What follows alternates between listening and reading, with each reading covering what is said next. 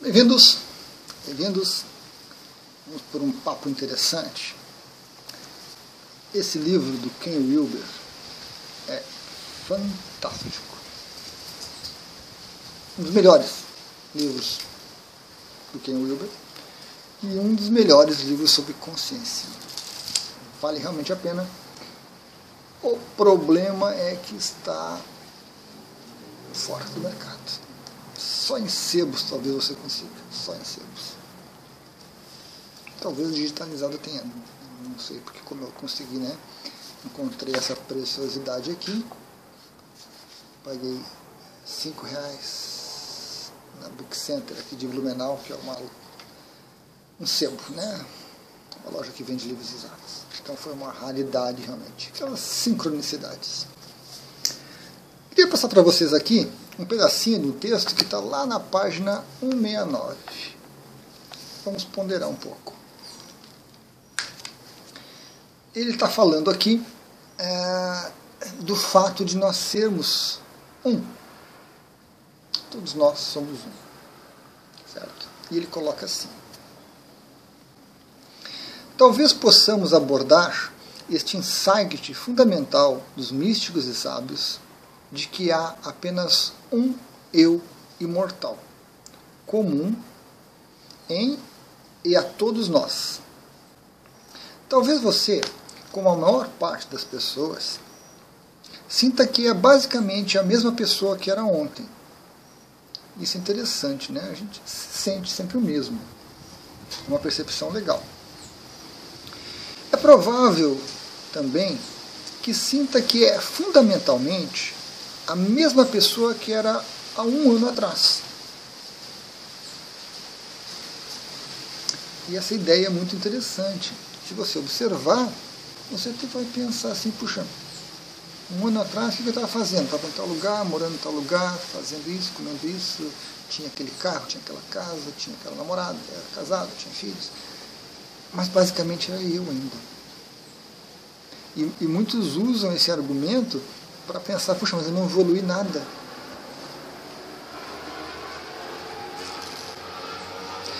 De fato, você ainda parece ser o mesmo desde que se conhece por gente.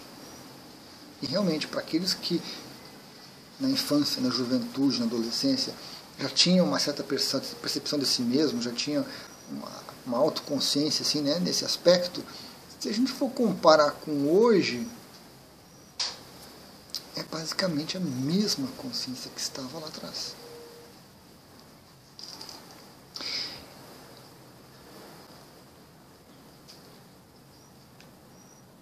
Encare isso de outro modo. Você não se lembra de uma época em que não era você. Também, né? Muito factível isso, né? Você se lembra de uma época em que você não era você, que você não tinha esses gostos, ou que não tinha essas preferências, que não pensava, que... É difícil, né? Quase impossível, eu diria também. Em outras palavras, algo em você permanece intocado pela passagem do tempo. Mas certamente, seu corpo não é o mesmo que era há um ano atrás. Como eu venho fazendo vídeos há um bom tempo, eu vejo alguns vídeos meus mais antigos e eu percebo essa passagem do tempo, né? O corpo se modifica. Também suas sensações são hoje diferentes do que eram no passado.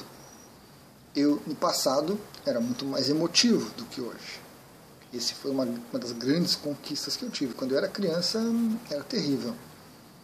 Eu realmente conquistei uma certa tranquilidade, uma certa expressão, um certo domínio de mim mesmo, das minhas emoções, quando eu era criança. Suas lembranças também são hoje, em geral, diferentes do que eram uma década atrás. Hoje eu lembro de coisas que na época não me interessavam, que eu não tinha nem percepção delas. Hoje eu consigo perceber. Legal. Sua mente mudou. Seu corpo mudou. Seus sentimentos mudaram. Tudo mudou com o tempo. Mas algo não mudou. e você sabe disso. Algo que parece ainda ser o mesmo. O que é então? O que é isso que não mudou em você?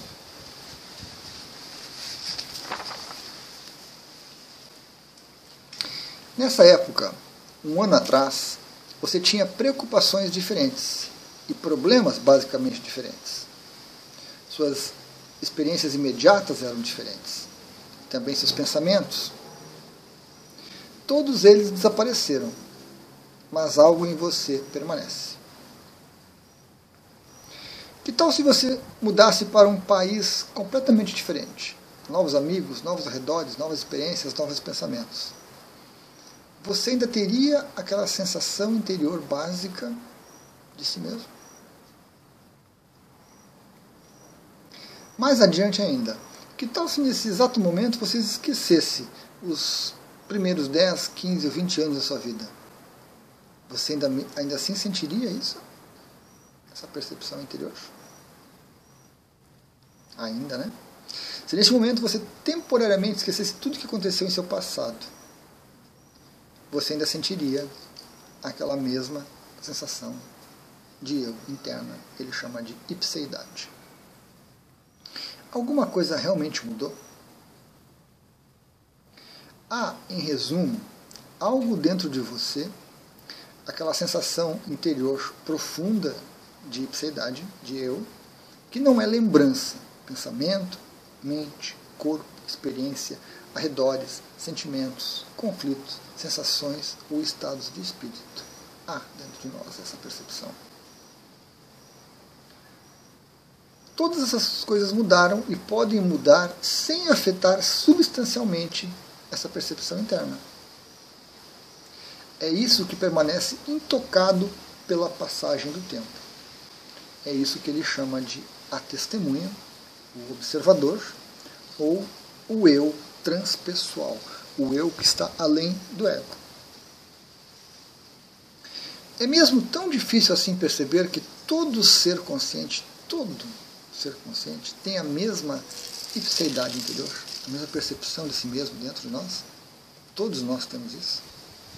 8 bilhões. E que, portanto, o número total de eus transcendentes, de observadores, porque todos têm a mesma sensação. Então só há um observador. Já supusemos que, se você tivesse um corpo diferente, ainda sentiria basicamente a mesma sensação interior. E isso é exatamente o mesmo que todas as outras pessoas sentem. Então, se mudar o corpo, a percepção continua a mesma. Não seria mais fácil reconhecer que há uma única testemunha, um único eu, assumindo diferentes visões, diferentes lembranças, diferentes sentimentos e diferentes sensações? E não é assim apenas agora, mas em todos os momentos, no passado e no futuro. Como você indubitavelmente sente, embora a sua memória, a sua mente e seu corpo sejam diferentes, que é a mesma pessoa de 20 anos atrás, não é o mesmo ego, não é o mesmo corpo, não poderia ser também a mesma ipseidade de 200 anos atrás, o mesmo eu de 200 anos atrás? Se ela não depende de lembranças, de mente e de corpo, há 200 anos atrás eu também teria a mesma sensação interior. Nas palavras do físico Schrödinger,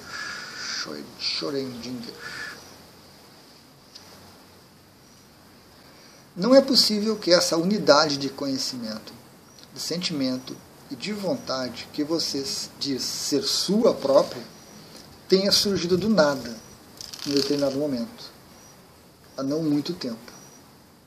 Esse conhecimento, esse sentimento e essa vontade são essencialmente eternos e imutáveis, e numericamente unos, em todos os homens e, mais ainda, em todos os seres sensíveis. As condições para a sua existência são quase tão antigas quanto as pedras.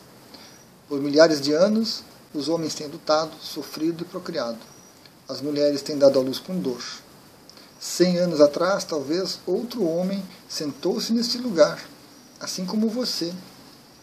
Ele olhava com reverência e piedade de coração para a luz agonizante das geleiras. Como você, ele foi gerado por um homem e nascido de uma mulher. Ele sentiu dor e alegria transitórias, assim como você. Ele era uma outra pessoa. Não seria você mesmo? Mas, dizemos, esse não poderia ser eu, pois não me lembro do que aconteceu. Mas isso é cometer o erro de identificar esse eu, esse observador, esse eu transcendente, com a memória. Além disso, acabamos de ver que a ipseidade não é a memória, não é o corpo. Além disso, você provavelmente não consegue nem mesmo lembrar do que lhe aconteceu mês passado, mas ainda assim é você mesmo. Então, qual o problema de não se lembrar do que aconteceu no século passado? Você ainda é aquela ipseidade transcendente, aquele eu que há apenas um em todo o cosmos. É o mesmo eu que acorda em todo recém-nascido, desperta. O mesmo eu que nos observa em nossos ancestrais, e nos observará em nossos descendentes. Um único e mesmo eu. Sentimos que eles são diferentes.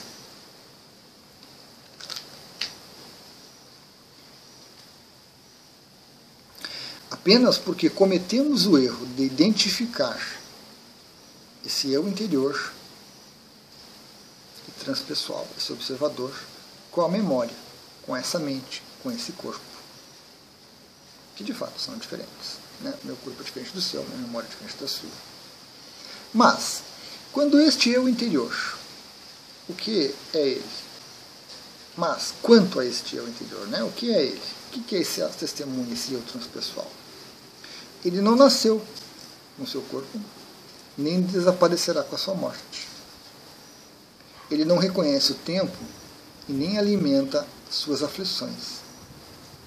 É sem cor, sem forma, sem contorno, sem tamanho. E, no entanto, contempla toda essa majestade diante dos seus olhos.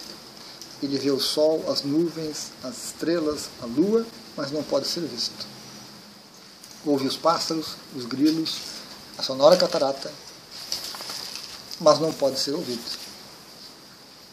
Ele pega a folha que cai, a rocha incrustada, o galho nodoso, mas não pode ser pego.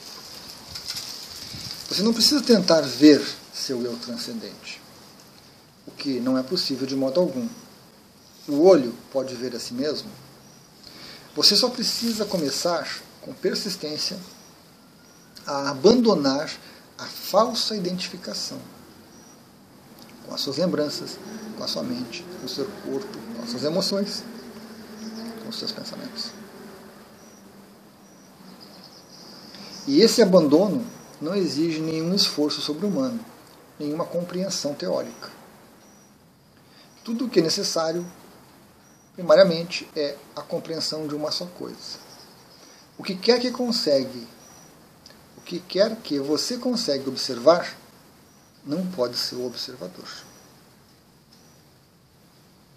Tudo o que você sabe sobre si mesmo não é precisamente o seu eu, o seu observador, a sua ipseidade, que não pode ser percebida, definida, nem transformada num objeto de qualquer espécie. O confinamento, a mente, o corpo, nada mais é do que a desidentificação do observador, com todas as coisas que podem ser vistas e observadas. E a libertação começa com uma simples reversão desse engano. Toda vez que você se identifica com um problema, como uma ansiedade, um estado mental, uma lembrança, um desejo, uma sensação, uma emoção física, você está mergulhando no confinamento. na limitação, no medo, na constrição e finalmente na morte. Tudo isso pode ser visto e, portanto, não é o observador. Por outro lado, permanecer continuamente no estado do observador, no papel do observador, da testemunha, do eu, é manter-se ao largo das limitações e dos problemas e, finalmente, sair delas. Esta é uma prática simples, mas árdua. Contudo, seus resultados constituem nada menos do que a libertação nesta vida, pois o eu transcendente é reconhecido em toda parte como uma manifestação do divino. Em princípio, o seu eu transcendente é da mesma natureza que Deus, como quer que você o conceba. Isto porque, no final das contas, Deus é quem vê através dos seus olhos, quem ouve com seus ouvidos e fala com a sua língua. Senão, como poderia São Clemente afirmar que aquele que se conhece, conhece a Deus? Essa é a mensagem de Jung.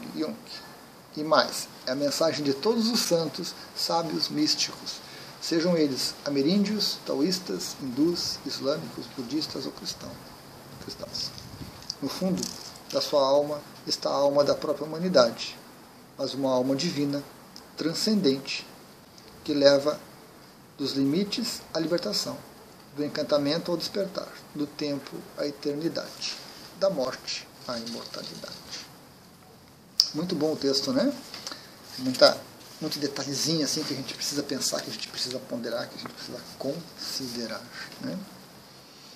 Essa ideia de que existe apenas um que se diverte observando de 8 bilhões de formas diferentes o mundo material. É muito instigante.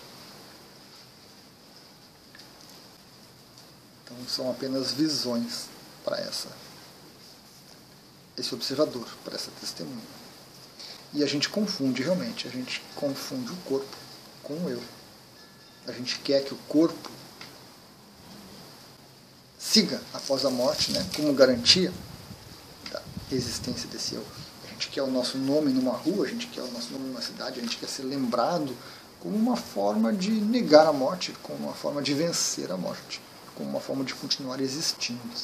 Às vezes queremos continuar existindo nos nossos filhos. Muito bom esse livro. Vale a pena o esforço para conseguir ele.